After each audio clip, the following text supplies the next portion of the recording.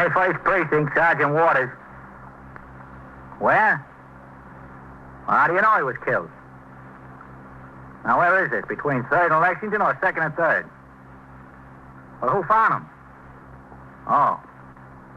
Looks like he what? You are in the muster room at the 21st Precinct, the nerve center. A call is coming through. You will follow the action taken pursuant to that call from this minute until the final report is written in the 124 room at the 21st Precinct. Now, look. The officers will be there right away. Well, keep everybody from there if you can. That's right. Keep them back.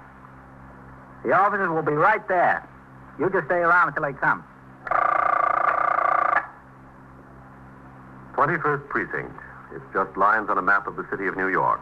Most of the 173,000 people wedged into the 9/10 of a square mile between Fifth Avenue and the East River wouldn't know if you asked them that they lived or worked in the 21st.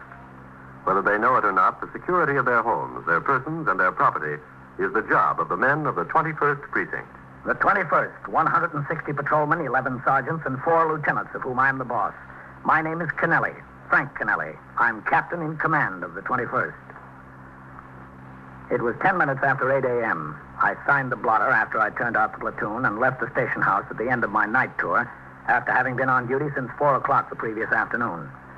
The morning was dark and chilly, and it appeared that we were in for some snow. I walked to the corner and up Lexington a half a block to the barber shop.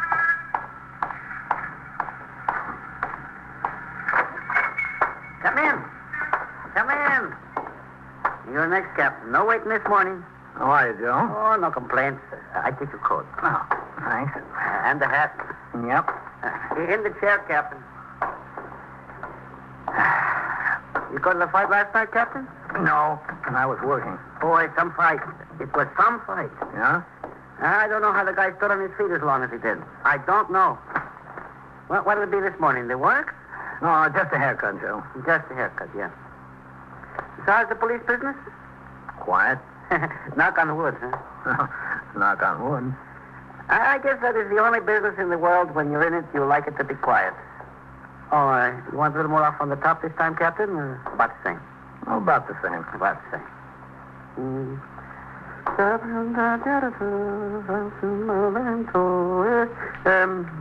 You come into work or going?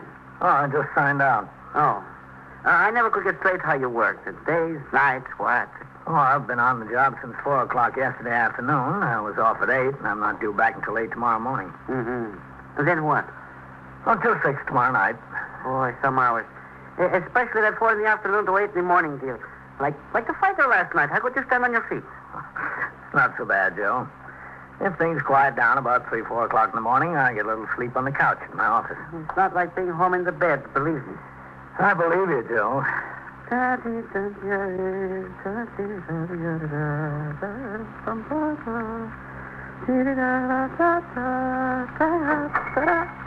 They must be police department paydays. 2 customers, 2 policemen. Oh, Captain. How about Sherry? You next. Coley? Lieutenant Gorman told me you thought you said you were coming here. Well, what's doing? He said tell you we've got a homicide, Captain.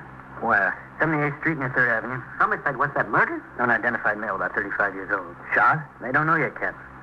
DPM has a street cut open for a new sewer connection there. Men came to work this morning, found the body at the bottom of the hole. Looks like a ride job. Some people... Hey, Joe, take this thing off, will you? How can you go out unfinished? I'll be back. It would be a good idea, believe me. Are you in a car or on foot, Coley? Take the car, too, Captain. No. I was instructed if you were here and wanted to take a ride over there to drop my partner on post and drive you. I want to go, yes. I helped you with a coat, Captain. Thanks, Joe. What time did the call come in, Coley? Oh, about 14 minutes after 8, Captain. Don't forget to come back, Captain. I'll be here. Okay, because walking around like that, you're no recommendation for my work. I drove to the scene in sector car number 2 with patrolman Coley. It had started to snow, and the flakes were coming down thick and wet as we pulled into the block. On the job were sector car number 1, the sergeant's car, and the detective squad car. There were 2 trucks from the office of the borough president, Manhattan, parked near the street cut. And a dozen laborers who came to continue work on the sewer connection to a building under construction were standing around trying to keep warm. Sergeant Waters had pressed them into service to aid in keeping civilians back on the sidewalk and, incidentally, to keep the laborers out of the way. Coley pulled the car up as close as he could manage. All right, park it down the block, Coley. Yes, sir. No sense in tying this up any worse.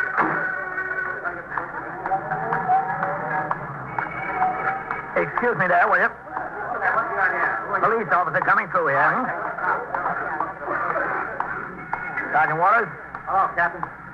What's it look like? Well, there he is, down the hole. All right, mister. I told you to stay behind a barricade. Now stay behind there. Who found him? The laborers came to work on his sewer connection at 8. One of them spotted the body and the foreman rang in. Uh-huh. Now, look, mister, I'm not going to tell you again.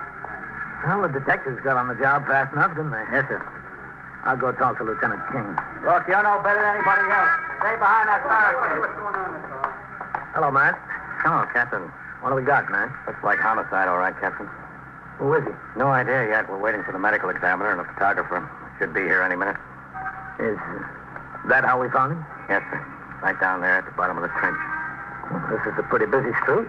Surprising somebody didn't notice him before 8 o'clock. Where was the man on post? Oh, I thought that too at first, Captain, but that slip's only 2 feet wide and about 4 feet deep.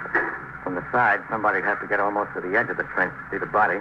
Nobody passed close to this edge because of that dirt piled on both sides. Mm-hmm. No one could see into the hole from that end because of the wooden barricade there along the sidewalk. That motor compressor blocks the view at the other end. No idea how long the body's been in there. No, sir. The crew quit working at 4 o'clock yesterday afternoon. Any time between dark last night and dawn this morning. I got the names and addresses of all the BPM crew, Lieutenant. Good. Oh, hello, Captain. Vitaly? The foreman wants to know how long it'll be before they can get on the job here. You better tell him it'll be an hour at least. We're waiting for the medical examiner, the homicide squad, and a photographer. Yes, sir. I'll tell him. What makes you so sure it's homicide, Matt? He could have been drunk, fallen in there. You haven't had a close look at him, Captain. He got it working over. He couldn't have gotten banged up that way falling into the ditch. He was thrown in there. Probably dragged out of a car and dumped.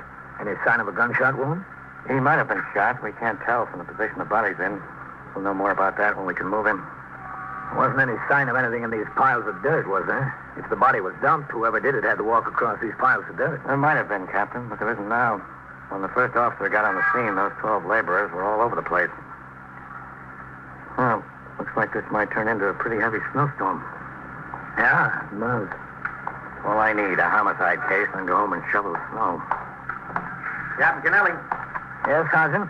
I just rang in. Lieutenant Gorman told me there's a report of a safe burglary. In this precinct? Yes, sir. The Fern Hill Radio and Appliance Company, 734 East 82nd Street. They opened up the store this morning and found that burglars had been in during the night. They tried to get the safe downstairs, apparently. They found at the bottom of the steps unopened. Did the desk officer ring the squad? Yes, sir. Gave it to Novak. Novak notified the safe and law squad and then went himself. He and Whitey Howard. All right, thanks, Bill. Yes, sir. Well, you don't have to worry about shoveling any snow, Matt. You won't get home until it thaws. You are listening to 21st Precinct, a factual account of the way police work in the world's largest city. Moving to Friday night. After this evening's program, listen for these police cases at their new night and time, beginning 1 week from this Friday.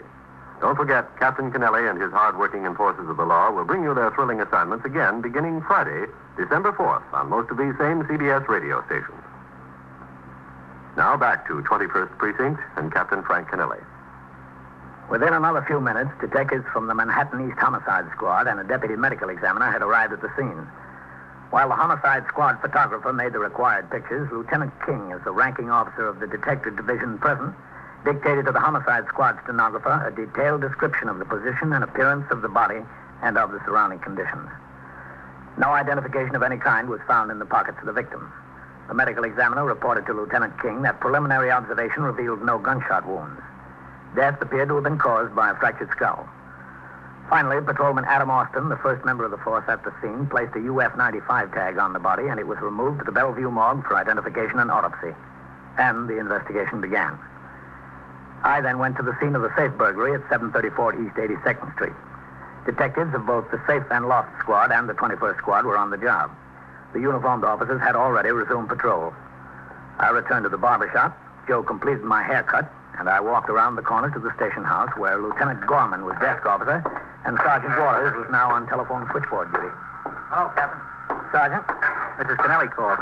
Oh, for the love of... I forgot the phone. I got tied up. Well, I explained it, Captain. I told her we had a homicide and a safe burglary. Oh, thanks, Bill. She said call her when you get a chance. Yeah, I will as soon as I find the blotter. Yes, sir. Hello, man. 21st Precinct, Sergeant Waters. How many dogs? Well, there's no law against people having dogs, lady. I know. Well, but lady, Lady, you'll have to take that up with your landlord. If he promised he wouldn't rent to anybody with dogs, that's between you and him. Well, madam, there's nothing we can do about it. All right. You're welcome. What was that, Bill? She's allergic to dogs. Family's moving into a building with two of them. Oh. Hello, Captain. Man, I want to see you. I'd like to see you too, Captain. Well, how's it going? Nothing much yet. Come on into my office. Well, for a minute, Captain Fleischer's upstairs talking to those two men from the borough president's office. Oh, go ahead. Thanks. The captain of the homicide squad is on his way up with the chief of detectives. Any identification on him yet? No, I just spoke to Vitale. They rolled some prints off the man as soon as they got him to the Bellevue morgue. He just brought them into BCI, and they're trying to get a make on him now. The man wasn't shot or stabbed, was he? No, sir. The medical examiner says death was apparently caused by a fractured skull. He's got other marks and bruises all over him. One thing's sure, the fall into the ditch couldn't have done it. He was dead before he got anywhere near the ditch. What I wanted to find out is, you were up at the safe burglary, right, Captain? Yeah, man. Well, I've been running around in circles around this other deal. Haven't had a chance to speak to Novak and Howard about that. They were up there, and two men from the safe and loft squad. I've got the district captain upstairs now, the chief of detectives, and probably the borough chief are on their way. They'll have to start throwing questions at me on the safe job. Haven't even been over this. Well, they didn't get anything out of there, Matt. It was a bust. Yes, I know that. It was this radio and appliance store. They gained entry through a side door, the freight entrance. Jimmy, the night latch. Apparently, they went straight upstairs to the office on the balcony, tried to rip the safe. Didn't get very far with it. Might have thought they needed more tools or more time. Decided to carry it out. Apparently, it got away from them coming down the stairs. Yeah. Must have made a lot of noise, and they left in a hurry. They left all their tools on the job. Probably stolen. Probably. Come in. Excuse me a second, Captain. Yes, Sergeant. There's a woman out there talking to Lieutenant Gorman. Yes? Her husband didn't show up at home last night. And? Captain, sounds to me like she's talking about the man that was found in the ditch. Did you say anything to her? No, sir. Ask her to come in here. Yes, sir. Mrs. Bolney, Yes? could you step in here a minute, please? You don't mind, Captain? No? Oh, that's all right, man. Do they know something? Come in, Mrs. Bolney. Yes. Yes, I'm much obliged. All right, Sergeant. Yes, sir. Just sit down, please. Do you have Phil here? Arrested, I mean? No, we don't. Oh. I thought you did. How do you spell your name? Bolney. Bolney. Your husband's first name is Phil. Yeah, that's right. What's your first name? Louise. Where do you live, Mrs. Bolney? At 3422 Lewis Avenue in the Bronx. I was led to believe that you did have Phil here. I thought he was arrested. Well, what made you think that? Well, he said he had some business last night. He left right after supper, and he said he'd be home at 1 o'clock, no later. Well, about 11 o'clock, I turned off the radio and went to bed. Slept all night. When I woke up this morning, he wasn't in the bed. I don't know. I couldn't imagine what happened. Does he ever stay out all night? Well, late sometimes, but never all night. He always comes home, no matter what time in the morning, always. He don't drink much, so I'm never worried about that. A few beers, maybe. I still don't understand what made you think he was arrested. A detective called. And spoke to you? No, not to me, to the super of the building. We don't have a telephone. Did the detective leave his name? He just told the super if I'd come to the 21st Precinct, they'd know all about Phil. Did the super say the man told him he was a police officer? Well, I don't know, but what else could he be? He said, come to the 21st Precinct. Mrs. Bolney, how old is your husband? 34 in March. Do you know his height? How tall he is? Well, not so tall, maybe 4 or 5 inches taller than me. About 5'9". About 5'9", yeah.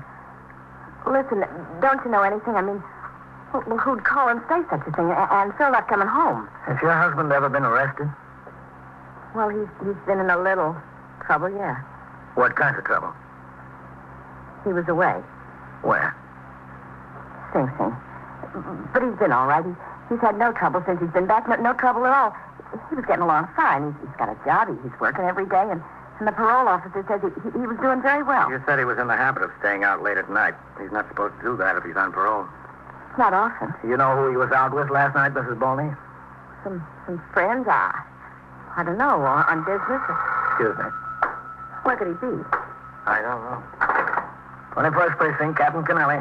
Sergeant Waters on TS, Captain. Detective Vitale is ringing in for Lieutenant King. Says it's important. All right. Matt. Yes, sir. for you, the tally. Okay, thanks, John. Lieutenant King, Go ahead, Lieutenant. The tally, Lieutenant. where are you? Down at DCI, we got a make on the Prince of the Dead Man. Yeah? Yeah, he's a good boy. He did a bid for grand larceny and some time before that as a juvenile. What's the name? Balney. Philip Robert Balney. Bolney. Uh-huh. The cards down here don't have a recent address on him, but he must have been reporting to the Board of Parole.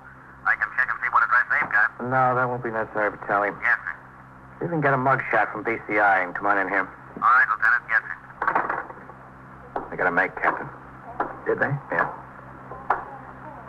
Where did your husband work, Mrs. Balney? On the docks, on the west side, along Shoreman. Have any idea who he might have gone out with last night? Oh, no, not exactly. He has lots of friends. Which friend in particular do you think he might have been with last night? Well, he did say something What? about Red, about having to go someplace with Red. You know, on business. Red who? I don't know his last name. He talks about this Red all the time as if somebody that works with him.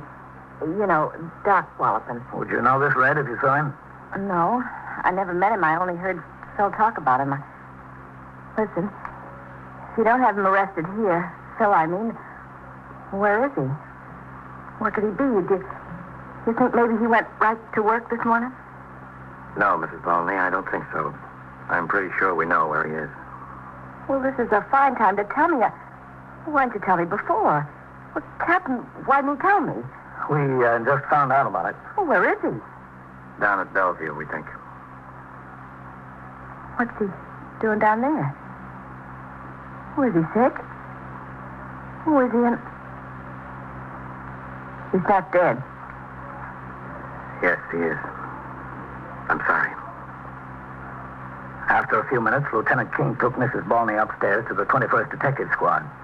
There she was questioned by Assistant District Attorney Lawrence Shapir in the presence of Lieutenant King and the top command of the Detective Division, the Chief of Detectives, the Borough Chief, the Homicide Captain, and the District Captain. She was able to give no information other than the fact that she thought her husband might have been in the company of a friend named Red. Nor could she suggest a reason this Red or anyone else would want to murder him. At 11:30 a.m., Mrs. Balney was driven to the Bellevue morgue to identify the body of her husband.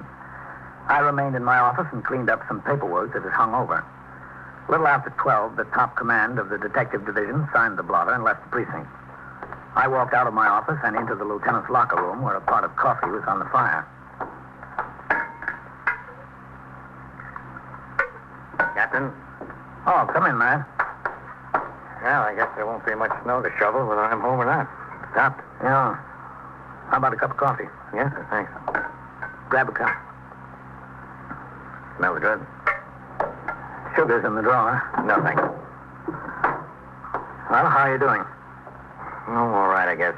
She identified the body as her husband. Red is a fellow named John Gilliam.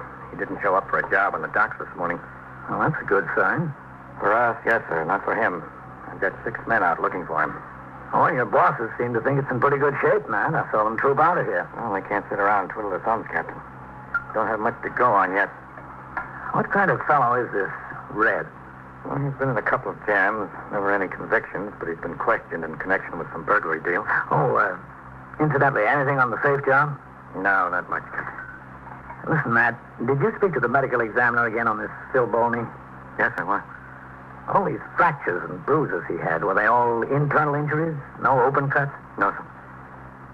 You know something? What? Balney did time for grand larceny. The information you got is that this Red was picked up a couple of times for investigation of burglary. Yes, sir. Are you willing to listen to a wild guess? I'll listen to anything, Captain. It washes out a homicide case for you. That's the last thing I need, Captain, a homicide case. I'm listening. After I finished my conversation with Lieutenant King, at 1:30 I signed the blotter and left the station house. All that day and that night, detectives of the 21st Squad and the Homicide Squad beat the brush for John Gilliam, also known as Red Gilliam. They were waiting at the pier where he usually worked at the afternoon shape-up. He did not appear. They traced out his home address, a furnished room in the West 20s. He hadn't been seen. The place was planted. Detectives spoke to all the acquaintances of Red Gilliam and Philip Balney they could locate. None had any information regarding the whereabouts of the fugitive. The plants at Red's rooming house and at the address of a girlfriend were maintained throughout the night. At 8:20 a.m. the next morning, there was a phone call for Detective Vitale from one of the acquaintances of Red Gilliam he had spoken to the previous afternoon. The caller, another longshoreman, told Vitale that he had seen Red Gilliam at a Greenwich Village bar during the night. Red told the informant he was broke and needed a loan. He had promised a small loan if Red would come to the pier where he worked just before the whistle blew for the afternoon shape-up. Vitale gave this information to Lieutenant King. Along with 5 other detectives, all dressed in work clothes, he was instructed to cover this pier in the event that Red Gilliam showed up. This looks like a bust, Wade. Yep. He'll blow the whistle for the shape-up in a minute. If Red hasn't shown up by now, he won't. Where's his friend? I don't see him now. No, I got him. There. Against the fender of that truck, the pickup. Oh, yeah. Oh, there comes the hiring boss. When they shape up, let's move in with them. Okay. Come on. Yeah. Think we ought to wait around here until they get off the job this afternoon? Red's liable to come then. I'll call the lieutenant, whatever he says. Yeah. Hey, Whitey. Yeah? There he is, I think. Where? Khaki jacket, no hat, headed for the truck. It's him. All right, let's grab him. Watch yourself, he might be healed. Don't worry. Red? Yeah? Wait a minute. We want to talk to you. Look, fellas, I'm in a rush. We're police officers, Red. Oh. Turn around, lean up against that truck. Hey, go on. Yeah. All right, hold still. I'm clean. I'm not carrying anything. That's what we want to make sure of. Listen, what's the beef? What do you want me for? Don't you know, Red? How should I know what you guys want? You always want to know something. Yeah, Red. We always want to know something. So come on, let's go. I had been on duty since 8 a.m. At 1:20, I was upstairs in the detective squad office conferring with Lieutenant King about a renewal application for a pistol license, which must be investigated by detectives and endorsed with a recommendation by the commanding officer of the precinct. The applicant was a retired cop with a good departmental record, now working as a money guard in the precinct. There was a suspicion, however, that his eyes had gone bad on him and that he was no longer qualified for a permit. It's a hard thing to say, Captain. Yeah, I know, man. I hate to do that to the man. He was a good cop when he was in the job. He had a good employment record with this company. But supposing there's some trouble over that gun, his eyes are bad. We can't help that. Yeah, I guess we can. Yes. Come in, Pete. All right, Red. Inside. Sit down over there, Red. Yeah? That's good. Sit right there. Shut the door, will you, Pete? Yeah, sure, Lieutenant. He says he doesn't know a thing, Lieutenant. This is where you come to learn, eh, Red? What's it all about? That you got to tell me. We'll start off with introductions. This is Captain Kennelly. I'm Lieutenant King. So? We don't want to waste any time, Red. We want some straight answers. About what? You were out with Phil Balney the night before last, right? Who said that? Were you? No. Where were you? I spent practically the entire evening with a girl till about 3:30, 4 o'clock this morning. Well, if that's so, it'd clear up a lot of things, Red. What girl is that? Her name is Isabel Gamer. Where does she live? Down on 17th Street, near 9th. Now, you know that's a lie, Red. Oh, it's not? Detective Vitale spoke to Isabel yesterday. She says she didn't see you since Sunday. Isn't that right, Pete? That's right, Lieutenant. So it's right. Look, Red, we got a lot of things on our mind around here. We don't want to waste any time. What do you think I'm doing? You think this is accomplishing something for me? Bill was found dead on the street. Our information is that you were with him that night. Now, what about the truth? If I told you the truth, you wouldn't believe it. Wouldn't we? I guarantee you wouldn't. Better try us, Red, because you're looking a murder beef right in the face. If the truth is going to help you, you better let us have it. You wouldn't believe it. Maybe we already know the truth, Red. Maybe we just want to hear it from you. Well, you won't believe it, I guarantee it. But if you want it, all right. What? Well, you see, Phil and I were together, yeah. We've been doing a few things together. I had this store spotted over in the East 80s, I don't know. The safe looked like an easy touch. Well, we went in there together and tried to rip the face off. It wouldn't come. So we decided to go down the stairs with it and load it in the car. It was small enough. Well, we started down. Phil was below and I was up above. The thing slipped, or he slipped or something. Anyway, he went rolling down the stairs with it. I thought he was just knocked out. Yes? Well, that's all. I figured get him out fast, so I loaded him in the car. And when I got a few blocks away, I saw he was dead. Well, what was I going to do with him? So I passed by this place where they had the street dug up. That looked good enough for me, so I dumped him in there, and that was that. Was it? Well, there you see, you wanted the truth. That's it. Where does it get me? Did you call his wife? Yeah, the next morning. I figured you got to know. You got to find out at least. Well, don't look at me like I was an idiot. That's what happened. That's exactly what happened. It's the truth. It's the honest to goodness truth. If I had a stack of Bibles, it wouldn't be any more the truth. I didn't kill him. I didn't lay a finger on him. We knew it, Red. We believe you. Do you? Why shouldn't we? Captain had it figured the same afternoon. The whole thing sounds so screwy, so nuts. To get caught in a set of circumstances. Red, you're caught in a little bit more than a set of circumstances. You're caught in a safe burglary. 21st Precinct, Sergeant Waters. What'd you say about a gun? Oh. To get a license to carry one. And so it goes, around the clock, through the week, every day, every year. A police precinct in the city of New York is a flesh and blood merry-go-round. Anyone can catch the brass ring, or the brass ring can catch anyone. 21st Precinct, a factual account of the way the police work in the world's largest city, is presented with the official cooperation of the Patrolmen's Benevolent Association, an organization of more than 20,000 members of the Police Department, City of New York. Everett Sloan in the role of Captain Kennelly, Ken Lynch as Lieutenant King. Featured in tonight's cast were Louis Van Ruten, Bill Lipton, Harold Stone, Les Damon, and Julie Stevens. Written and directed by Stanley Niss, produced for CBS Radio by John Ives. Art Hannah speaking.